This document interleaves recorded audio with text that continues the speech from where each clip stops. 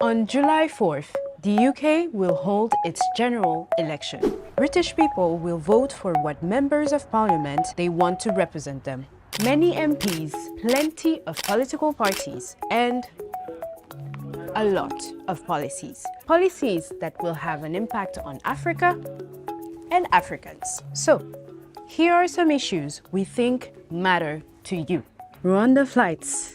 This is an urgent national priority. The current Conservative government want to send some asylum seekers to Rwanda. Currently, the deal with Rwanda involves sending 300 migrants that have illegally crossed the English Channel. In June alone, around 600 people have arrived on small boats. Opposition party Labour want to cancel the Rwanda scheme and hire new cross-border police officers, whereas the Liberal Democrats would like to provide safe and legal routes for refugees.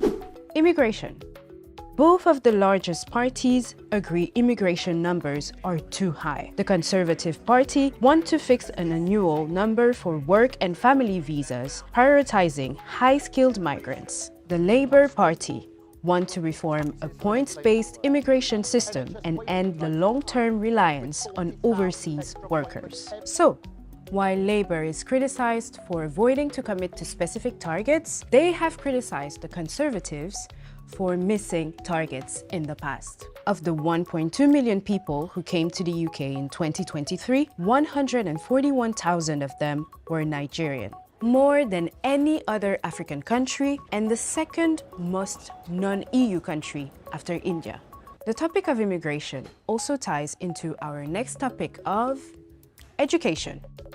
Currently, if you're in the UK studying, a graduate visa gives you the permission to stay for at least 2 years after, and only those on postgraduate research programs can bring their family members. The two major parties haven't mentioned a change to that, but Nigel Farage's Reform UK wants to ban students from bringing their partners and children to the UK, whereas the Green Party would allow this and also give visa holders a right to vote. After Brexit, there's one important element that the UK government can pay attention to. UK government is now aggressively trying to build bilateral relationships with African countries.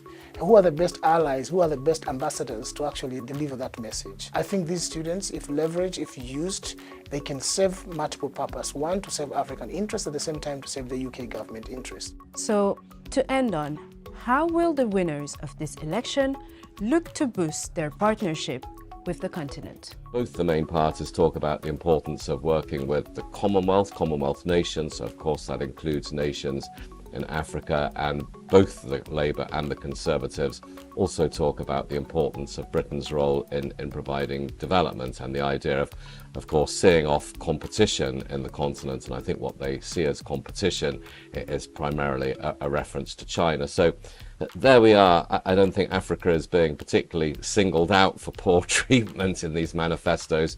It's just that when it comes to general elections, it's remarkable how parochial they are.